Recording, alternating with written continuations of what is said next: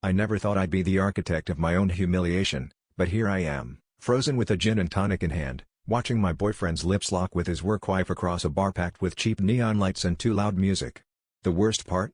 I set them up myself. I pushed her into his world, convinced I could play puppet master, convinced I could trust him, trust her, and, most of all, trust myself to stay detached. I told myself it was just a harmless experiment in confidence, a way to prove I could have it all under control. It started innocently, happy hours after their long shifts, inside jokes I helped create, little glances I pretended not to notice, because I was the one in charge. I watched their chemistry like a scientist watching a petri dish, secretly thrilled when sparks flew, convinced I was untouchable. But then the texts got longer, the laughter at my expense a little sharper, and suddenly I realized I'd become the outsider in the very triangle I'd designed. Tonight's the final act, her hand in his hair, his body pressed against hers in a booth barely big enough for two, the rest of the bar fading into insignificance.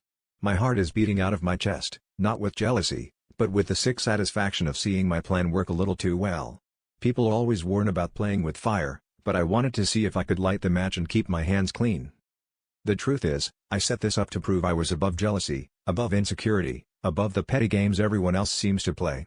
But as I watched them together, my boyfriend and the woman I served up on a silver platter, I realized the game was never about them.